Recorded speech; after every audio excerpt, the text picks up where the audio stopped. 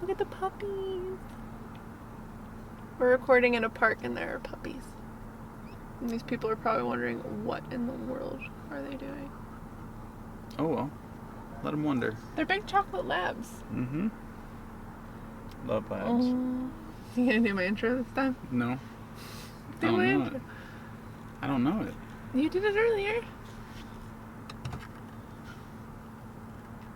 Hey friends, what is up and welcome back to my channel. As you can tell from the title of today's video, we are filming a Q&A. This is actually the second time we filmed it together and the 5th time that I've filmed this, so we're having a lot of technical difficulties, but we did want to get it done for you guys because you asked me a bunch of questions and then you asked us some questions and we did want to answer them. So Rocco is going to be reading the questions. As you can tell, this is my boyfriend and he agreed to be on my channel and it's kind of a big deal, so I hope it's not like awkward for you. No, not at all. It's an honor. But he's gonna go ahead and read them. Like I said, some of them are just for me that you guys asked, but we can both answer them. So what's the first one? Question number 1 from Rosie. What do you feel are your 3 biggest accomplishments so far in life? So you taking a crack at this one first? Well, YouTube, my YouTube channel. I always forget to say it, but he always reminds me. My YouTube channel, I would say getting a new job, which doesn't seem like something that would be considered like an accomplishment, but I legitimately thought that I would be at my last job for forever, so I would say that. And then getting a divorce. Trying to get a divorce. Leaving my ex. I would say that too, because that took a lot, and even though it's like a negative thing, it's like leading to a lot of positive things. Absolutely. What are yours? Mine would be first off probably the current job that I have. Just because I moved away from home kind of on a whim and took a job down in Columbus, like 3 hours away. Was just a general manager at a retail store for a little while. And over the course of the last 5 years, worked my way up to being the district manager, which in our franchise is basically like running the company. So it's pretty cool for me. Next off would be paying off some of my student loans. I paid off 2 out of the 3 total that I have. And each time I paid off the first 2, it's like been a huge weight off my shoulders. It feels like a big accomplishment to kind of like pay off a debt and have it finalized and gone. The third one would be... You can thank Rosie for this the next time you see her. I had 3 the last time we filmed. I don't know why I can't think of what the third one is now. I think you said me the last time. You? Mm-hmm. Waiting 8 years to meet the woman of my dreams. We'll just go ahead and make that number 3. After my last relationship, which was back in college, I was single for damn near a decade until I met the woman to my right. Just kind of on a whim. So yeah, I'll go ahead and You're not allowed to be sweet this entire video. I was raised by my grandma. What do you expect? I know. Alright, question number 2. If you only had to read one book for the rest of your life, what would it be? Do you have an answer for this? I would have to go with the Marcus Aurelius book that I got, Meditations.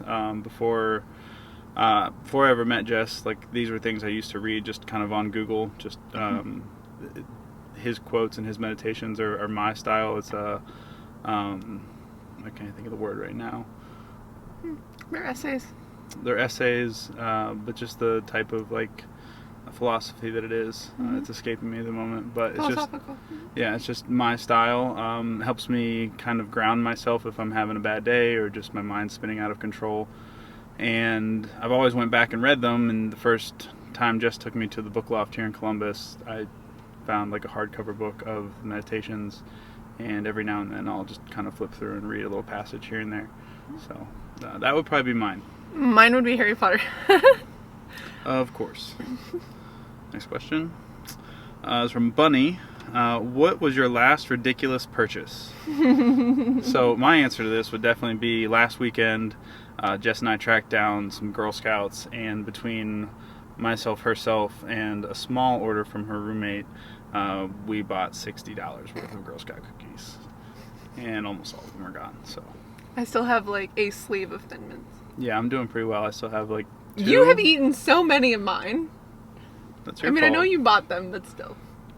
I can't take the blame for that. You can. I don't usually purchase ridiculous things. I don't know what my last ridiculous purchase would be. I try like when I purchase things, it's like for small amounts. Like I don't have the income to purchase ridiculous things first off, so that's probably why. But yeah, I don't think I have an answer for that. All right, next question, also from Bunny. If you could blow an obscene amount of money on something frivolous and unnecessary, what would it be? Mine would be a car. I think I said a house last time, but I would actually probably buy a car. I have a fully functioning car. It's totally fine. It's just not very safe. But it gets me from A to B, and there's nothing wrong with it. But I would just buy a car because my current car, I just hate it. We're not even in my car right now. I refuse. Mine would be a houseboat or a boat in general. Maybe jet skis. Anything that can maneuver on water. Mm-hmm. Love water. So, like sleeping on the water. So like a houseboat, a big ass pontoon, any type of like fishing boat. Jet ski would be fantastic. No, I don't really get seasick. I've been on the water a bunch. I don't think I've ever been seasick. Well, we only have the Olentangy River here. There's like Buckeye Lake, and then I know there's a couple lakes like north of Columbus. And we're not that far from Michigan, obviously. No, and then Lake Erie is probably only about 2 hours north. Mm-hmm. And there's a couple of docks like on the east and west end of Lake Erie of Cleveland where we could put it. But if we ever end up somewhere near water, a boat, for sure. We're moving to Cleveland eventually. All right, next question, also from Bunny. Which fictional character would be the most boring to meet in real life? Any character by V.E. Schwab, because all of her characters are the same. I don't really have a good answer to that off the top of my head, so we'll just move on. From Openly Bookish, if you could tell your 15-year-old self one thing from your current self, what would it be? To think long-term about your actions for other people, like how your actions affect other people, or how they'll affect you later, like how you treat people, because that's something that I'm dealing with as an adult, like how I was when I was younger really affected like who I am today. Yeah, I would say don't do things just to be popular, and don't put too much worth into what other people think of you. It's like kind of like playing into what she just said. As you get older, if those things aren't going to make you proud, then what's the sense in necessarily doing them? So always be true to yourself, and what other people think doesn't necessarily matter all much, but it's hard to realize that when you're a kid. Well, and both those things I think can apply to adults too. Like, people often think that, oh, my younger self did this and I have to continue the pattern, but you still have an older self that's coming even from the age that you are now. Like, most of us live to like 60, 70, 80 years old. So like, even people who are in their 30s, they're like, oh, well, I've already lived my life. Like, no, you haven't. You still have a lot to go, so. All right, from Asparagus Reading. There we go. Your life seems to have changed a lot. Possible new job, which has taken place. New boyfriend, doing more with your family and friends, moving, etc. How do you feel about the new direction your life seems to be going? Are you ready? What would you like to do next? And are you excited? So, oh God, how do you feel about the new direction your life seems to be going? Well, whether I want it to or not, it's going. Like, she asked if I was ready. Like, I'm definitely one of those people where I like to plan and prepare for things, but you can't always. So, like, the being ready for things, I'm the type of person who has to just do it whether I'm ready or not. And I think that not being ready and working under pressure is definitely where I thrive. So, I may not be ready for certain things, but it's happening anyway. And I am excited because even if things are hard, like, eventually they even out and it gets easier. Yeah, there was definitely no way to be ready necessarily to meet me, considering it was so fucking random. So did you answer what would you like to do next? Oh no, I didn't. I would like to, what do I want to do next? I want to go back to school probably. I know, like, probably shouldn't do that because I can barely balance my life as it is, but I would like to eventually go back to school. And are you excited? Mm-hmm. As excited as you can be. Sarah. From Sierra, which author would you discuss a book of theirs with them, and which book would it be? Mine would be Saw Kill Girls with Claire Legrand, because I feel like the ideas and sentiments in that book are really strong, and I want to know where she got the inspiration for them, or why she decided that was the type of book that she needed to read. And the book is super polarizing. People either love it or really fucking hate it, but I really fucking loved it. Also from Sierra, do you have any specific life goals that you would like to achieve in the next 5 years? Can be big or small. Go ahead, say the same answer. I want to have a baby. And I think the first time we filmed this, he was like, what? And I was like, well, with or without you. And then he got mad. But I would like to have a baby. I'm like 30 and I didn't ever like want to have children, but like my best friend Rosie just had a baby. One of my best friends Sam just had a baby, and like seeing them like be moms and like be around their children, and I don't know, it's like it for me it makes sense. And I've always been, like I said, the type who like doesn't want to have children, and I don't think that people necessarily need to or anything like that, but it is something that I personally want. But it takes a lot of thought, because there's like medical worries that you have. A lot of people die during childbirth. Like that's not really talked about. Like it is relatively safe, but there still are complications. Like our current state of our government, the current state of our planet. Like there's a lot of things that come into factor with that, but I would eventually like to have a baby. You can answer this too. Yeah, well, apparently I'd like to have a baby. But yeah, I mean, with or without me. I'm very much take it as it comes sort of person, so I don't necessarily have too many big life goals. I talked about student loans earlier, so I would like to get those.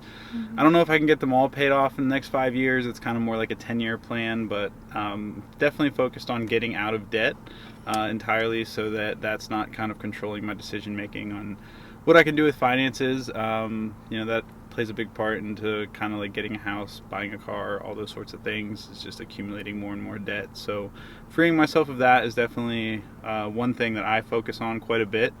A lot of my goals might have changed in the last 4 months ever since I met Jess. So, hopefully things continue going well here. I don't see any... I'm a giant wrench in your plans. Ouch.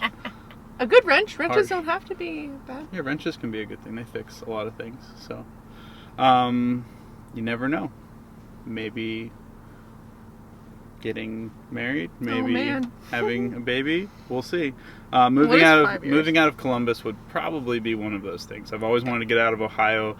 I've always dreamed about living in the mountains. Wanted to move to Colorado or California, and both of us are kind of geared in that way as well. Jess loves California, Washington, mountains. Mm-hmm. So we've already discussed kind of both of us share that dream, so we'll see. Before anybody says anything, those sound like intense answers, but that is 5 years from now. Like in 5 years. Like I'm sure people are like, oh my god, they're talking about marriage and babies, but 5 years to a 30-year-old is like a really long time. And I'm damn near 40, according to Jess. 33. All right, from JL Todd. Show me your favorite picture of an otter. I'll put it over Rocco's face. This is my favorite picture of an otter. Every time I see this picture, it makes me laugh. I actually have this saved on my computer. Favorite book from your 20s? Oh, God. Dark Tower series. I read those in my 20s, and I fucking loved them. I didn't really do a lot of reading in my 20s, so I'm going to skip that. Maybe Righteous Men? That was one of the few books that I actually read in my 20s. I don't even remember a lot of what it was about. Are you going to BookNet Fest again this year? No, I want to, but I'm like trying to figure out my finances and getting everything figured out right now, so probably not. An underrated book that very few people know about. Neanderthal Opens the Door to the Universe. It is a contemporary, but it has... The main character's brother kills himself in the book, so a lot of it focuses on that, and then there's also like a school bully that he basically becomes friends with because they're thrown together to try to solve issues at their school. So it has a lot of really good sentiment in it, and it's also the funniest book I've ever read in my entire life, and I've read a lot of funny books. Do you own that? Yeah, you want to read it? I do. Well, I might. I mean, how... Yeah. Sounds like something I would like just by the title. You had me at the title. Because you're a Neanderthal. And like the universe.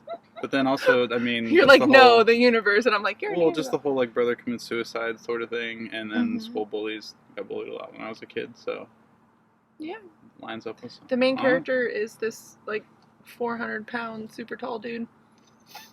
Please. From books and a baby. How many states have you visited? Like, actually visited? So I've lived in North Carolina, California, Alaska, and Ohio. I've visited, like, gone specifically to visit, well, California, New York, Florida, Kentucky. I think that's it for me. Yeah, so Pennsylvania, Maryland. New York, Maryland, West Virginia, North Carolina, South Carolina, Florida, Louisiana. Tennessee. Never been to Tennessee. You've driven through it, haven't you? Driven through it. Colorado, Wyoming. Colorado. Because like my brother and sister, my mom live in Colorado. Been to a lot of places, but not enough places. Went to Indianapolis to go to a football game, so I guess that counts. All the bordering states of Ohio. I've been to Illinois, doesn't your sister live in Chicago? So Illinois. We do want to travel a lot, though. Quite a bit. But only if it can be done by car and not by plane. Well, no, we got to get over that. we have to get over that, or I have to get over that? You know, it's a we thing. I guess. You got to get over that. We got to get to Japan. And all the other places that we've... Oh, if we get to Japan, we're not getting back from Japan, because I'm just not going to come back. All right, from Shayna, what book made an impact on your life? What was the impact, and how did it affect you? Oh, God. I'm trying to think of a good book that really impacted me that isn't like a generic Harry Potter response, but I think honestly it might be Harry Potter. Because Harry Potter, like, when I was growing up, and it sounds so cheesy, but I feel like a lot of people can probably say this, I had a really fucked up childhood. Like, it was not pleasant at all. Like, there's a reason why you never see, like, you're hearing me talk about my family. But when I was reading it, I was about the same age as the characters. And Harry's character, even though I didn't necessarily, I'm not like a 11-year-old boy, I was like 11-year-old girl at the time, same age as them. But reading it and the way that he was treated by, you know, his aunt and uncle, it really hit home with me. And I think that it basically saved my life, because anytime I wasn't feeling well, and to this day, like, ask him, like, every night that we go to bed, I'm like listening to the audiobooks, but like, it like saved my life, because basically it was all about magic and like escapism, and very different from like the life that I was living. So I would definitely say Harry Potter, because it kept me from being this like little depressed child all the time. What song or songs always get you right in the feels? Oh, God. Mine is CCR. Yeah. Anytime I'm off, CCR is definitely my go-to to just kind of power through. This is really hard because I love music a lot. Like, ask him, I'll listen to a song for like 2.5 minutes and be like, oh, and then there's this song, and like, I love music. But I would say anything by Bare Naked Ladies. They always make me feel better. They're fun, and they're just, well, and then they also have really sad songs too. But Bare Naked Ladies for sure. Do you have a bad book or book-related habit? I dog ear a lot of my books. I would say the worst habit I have is I like to put my books in the like windshield area of my car, or in like the back of my car, and they always get sun bleached. At least they don't get wing sauce all over them anymore. I've never done that. I don't know what you're talking about. Do you have a favorite bookmark? Yes. I have two. One that I got from the Little Bookling, which I'll leave her Instagram down below. You guys, her stuff is amazing. You've seen me like talk about her. Her name is V. She's the woman who runs it. Or the bookmarks that G made for the Magical Readathon. But the one I have from the Little Bookling is a Beauty and the Beast one, but it's a wood mark, so it has like the wood burned of like Beauty and the Beast. And then the one from G has all of the different like courses you could study. I have seen all of those. They are sweet. G's bookmarks are They're awesome, yeah. Mine would have to be the Slytherin one that Jess gave me, because she has like 5 of them. She's like, I don't use this one. Here, have this one. Rocco's also a Slytherin, so. Favorite food and drink combo. This one's Cookies easy. And milk. Cookies and milk. No doubt about it. Do you have a bookstore ritual? Try to leave some on the shelves. I do not. I do not. I don't have a ritual other than like I try to make a plan for what I want when I go in, as opposed to just going in and grabbing like random books, which happens anyway. When we go to the book loft, mine would be looking at all the puzzles because I'm more of a puzzler. He loves puzzles. Mm-hmm. Is there something you want to see more of in the book community? Yeah, I thought about doing a whole video on this, but I want to see people branch out because I notice a lot of our viewerships, or like when you're on Twitter, if you're a creator and you're watching this, like you get it. When you're on Twitter and you're asking like polls and stuff for people, you're just asking other creators. You're not really asking like your audience necessarily what they would like to see. A lot of our friends are people who we've met through YouTube, like other YouTubers. So when you're asking people their opinions, or, you know, if you should refilm or what you should film, or, you know, things like that, a lot of it is other creators. And a lot of our viewership is also other creators. So what tends to happen is if something happens in the book community and like toxicity is happening, which there tends to be like a Twitter fire basically every other day, you get kind of excommunicated a little bit. And I've seen this happen to other creators, and then they get discouraged and then they stop making videos. But if you have a following of like other people who aren't necessarily in that part of the community, then that isn't affected, and you can ask like genuinely like, what would you guys like to see? And it's not necessarily like input from other creators, it's actually input from people who are watching your videos. Because I know a ton of people who are like, oh, I am in the book community and I create content and I watch everybody, but I know for a fact that they don't. So it's like we're all just subscribed to each other just to get that number, but not necessarily to get like the actual viewership. There are very few people that even I watch to this day, but it is mostly so that I'm not influenced by what other creators are doing. So I think just like broadening, you know, maybe what you're watching or who you're talking to, I think that would be a really good idea for, especially for people who want like longevity in the community as well. You can't surround yourself with other people because your natural response is to compare. So I would hope people would start branching out and like associating or talking to other people who aren't necessarily in like the niche community that we are in, and also like stop comparing themselves. What book have you owned the longest? Different Seasons by Stephen King. I have not owned the same edition, I would say, for the longest, but I've owned that book consecutively. Like I've read it so much the cover fell apart, or I would say my original Harry Potters. Do you own... Yeah, a super special or rare edition of a book. I used to own Rage by Richard Bachman, but I was never going to read it, so I ended up selling it. It was like right after I left my ex and I needed money, and I sold it for like $500, I think. Is there anything in a book or a quirk that definitely piques your interest in wanting to read it more? I found out last year I enjoy sassy talking cats. That must be from Nevernight. Mine would be like the old mentor. I like older like guy mentors. Like I recently read Skyward by Brandon Sanderson, and there's like an older mentor in that. I also just like for me, I like familial kind of things, like stories that are told around families. I like a good example is like Kings of the Wild. I really like their like old, really sassy, funny dudes. I like that as well.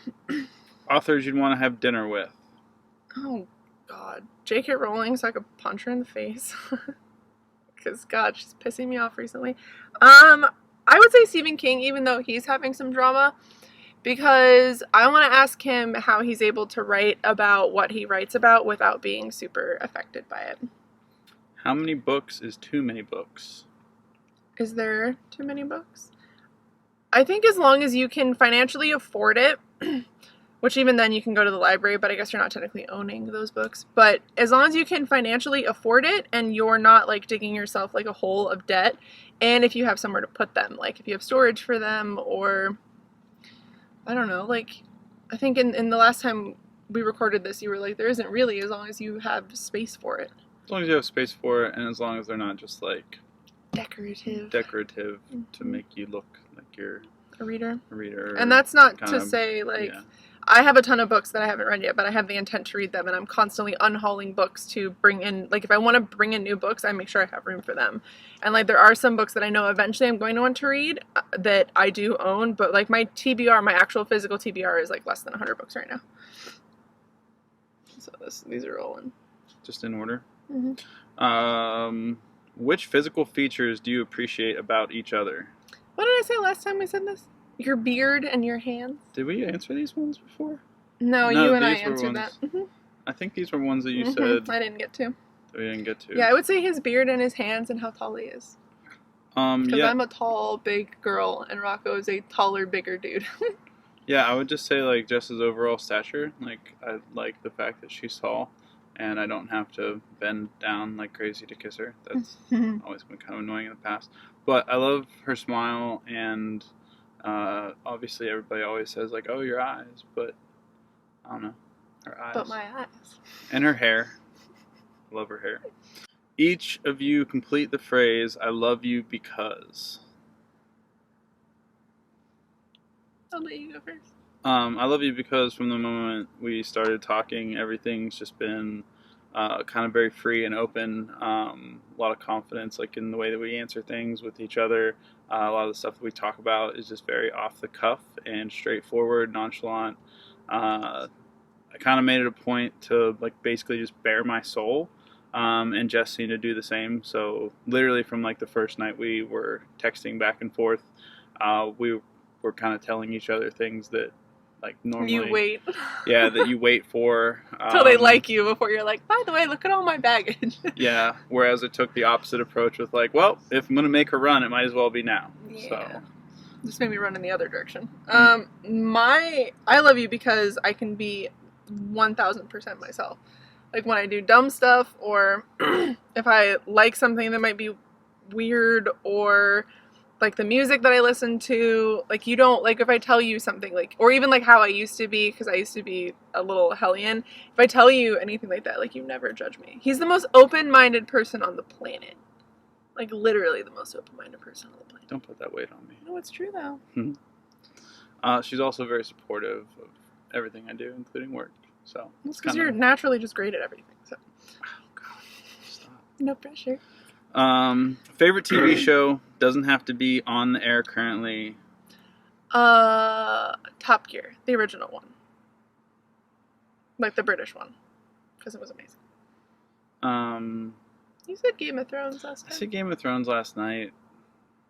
I don't know. I have a hard time saying that. I need to get you to watch like Firefly and Dark and Stranger Things, and because you'd probably like the shows that I like. I think I would really like Stranger Things. I mean, everything you've had me watch so far, I've really liked.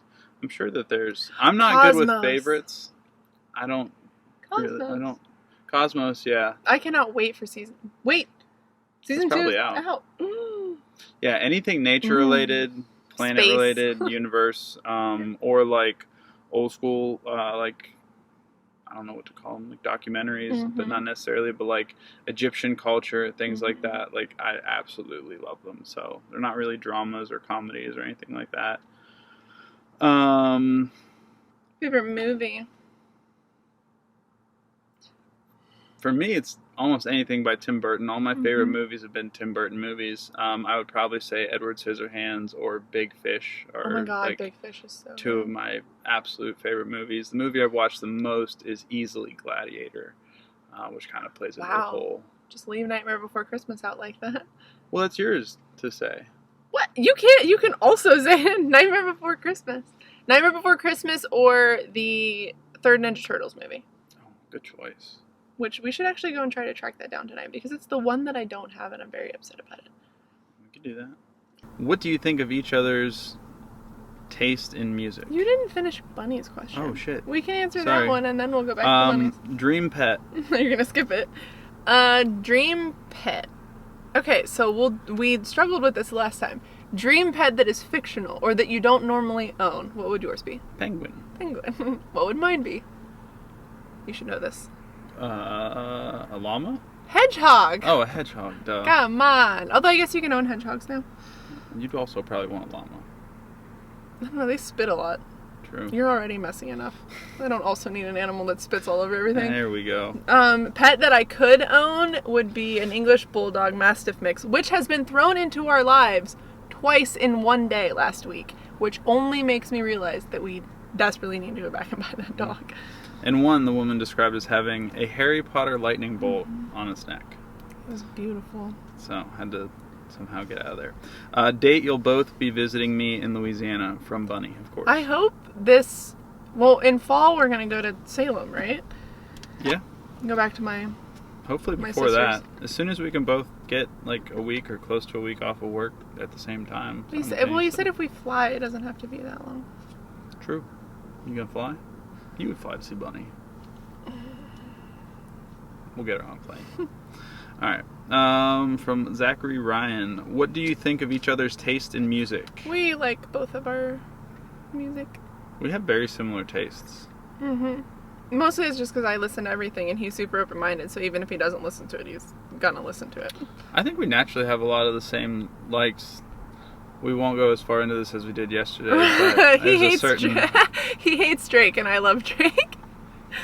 But he really likes rap and he thinks Drake's just like a terrible fucking person, which is valid, I suppose, but I like Drake. But other than that, like, the only difference is, like, he'll listen to pretty much everything I listen to, but I listen to K-pop, and that's not necessarily, like, something that he would listen to. And he listens to, like, rap, and I do not. Like, I will listen to some rap, but he's, like, in, like, that's, like, his genre. Rap. Yeah. Like 90s. Yeah. So for me, we're both super open-minded, so it doesn't really matter. Where would you like to build your dream house, and what would it look like? I will insert pictures of Rocco's face. Yeah, somewhere in the mountains, and probably like a treehouse style. Yeah. But like she said, we have some... Mm-hmm. We want a lot of stone, a lot of steel. Well, not a lot of steel, but we want to also be conscious of, like, its impact on the environment around us. We're both super big nature people, so building a house is going to be a never-ending thing. What's the name of that show that we watched? Extraordinary Homes. Yeah, basically 80% of the houses on that show. Except for the ones that are, like, in the desert. He likes the desert, I do not, but whatever. You gotta, I don't know, variety is the spice of life. I suppose. What are your biggest pet peeves? Not necessarily of each other, but that too. Wow, Melissa. My biggest pet peeves in general are people who complain a lot but don't aim to fix what they're complaining about. They just kind of complain, like, mindlessly without realizing that they're, like, playing into what they're complaining about. Keeping themselves in their mindset. Yeah. In Ohio, I was talking to Jess about this the other day. I can't stand people who complain about it being cold and then also 6 months later are complaining about how hot it is. Kind of got to take the good with the bad. Can't have the best of both worlds necessarily. Well, you also said it's different when you're like, oh, it's cold out, as opposed to somebody who, like, they're like, hey, how are you doing today? And they're like, I'm cold. Yeah, to, like, every single person that they see all day, it's like the only thing that they just harp on. I hope you're ready for me to bitch all summer that I'm too hot. Well, I mean, you'll see how much I sweat, so. Great. Yeah, it's pretty good. My biggest pet peeves are bad drivers. It's people who are not self-aware. So people who don't, in any way, like, so people who cut people off in traffic, people who cut people off in line at grocery stores, people who are not aware of, like, the space that they take up. I don't like people who are not self-aware, which I guess could technically be rude. My biggest pet peeve about him is that he's always late. Not that late. Okay, he's always busy. And that plays into my scheduling. Yes, it's mostly from his job, but he is often, like, running behind a little bit, or it's, like, hard to kind of schedule stuff because he doesn't really know when things are going to get done, or... My job is very task oriented, so I have to make sure that, like, I'm getting things completed. I don't necessarily have, like, a 9 to 5 where I can just be like, oh, I'm leaving. If things aren't done, I gotta stay and get them done, and a lot of things come up last minute. What's your biggest pet peeve about me? Again, I'll say that I thought I could have sworn that you would say that you leaving the cupboards open has not affected me yet. It is fucking annoying, but it hasn't affected me.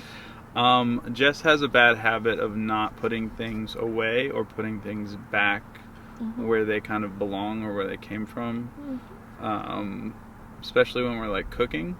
I remember we were making dinner for her parents around, like, Christmas time, and there was some, like, she took ham out of the freezer, and I asked her, like, did you put the ham back? And she put it back in the bag, but it was still sitting on the counter for, like, the next 2 hours. But I don't know, there's always, like, little things here and there, but that would probably be my biggest one. I'm gonna ignore you. Delaney asks, what is your favorite thing to do and your favorite place to go together? Anything that is a bakery. If there's baked goods involved, we are there. Baked goods, coffee. Target. Fucking Target. My favorite thing to do with him, which we don't really get to do a whole lot anymore because my schedule's a lot more even. We'd be up till like 2 in the morning sometimes, just like watching just the most random shit we could find on Netflix. Usually like nature documentaries. Is Rocco also a reader? I'm not a big reader. Trying to get involved with it though. I don't have a lot of time to do said things. Just because of work mostly, and then if I'm free, I'm either trying to catch up on stuff at home or spending time with Jess. But we've talked about a little bit. We could start like just kind of like simultaneously reading. She's reading her thing, I'm reading mine. So maybe. I've gotten a few books over the past couple of months and working on getting those. So that might become a thing. If so, do you share the same tastes? Any books you love and I hate, or vice versa? He likes Game of Thrones. He's never read them, but he likes Game of Thrones, and obviously I do not. But also, he so far has been into philosophical stuff, which you guys know I'm not into. I don't like the classics at all. And he also likes dystopians, and I do not. Everything he's ever been like, oh, but he likes fantasy. So, like, the movies that he likes are movies that I also like Lord of the Rings, you know, Game of Thrones, those kinds of, like, that feel, not necessarily Game of Thrones, but the, like, fantasy stuff. So it's, I think he could potentially What's like that trilogy you have that I thought I would like? The one that's like blue, red, and... Oh, the Themis Files. That's Only Human, Waking Gods, and... Well, it's Sleeping Giants, Waking Gods, and Only Human. By Sylvain Neuvel. Those ones. Are there any more? Oh, it's the last one. I'll ask this one. What's your favorite quirk of each other?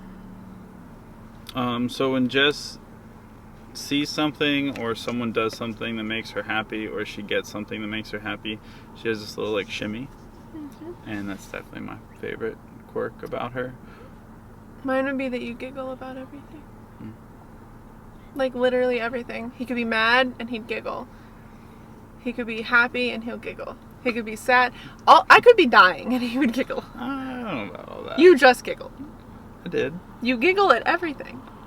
Life's funny. I suppose. Alright guys, well thank you for watching. I hope I answered all of your questions. If I didn't, or you have more questions for me or more questions for him, you can ask them in the comments down below and I will try to respond to them. But thank you guys for watching. I love you so much and I will see you in the next video. Bye. You're so cute. Yay, you did it.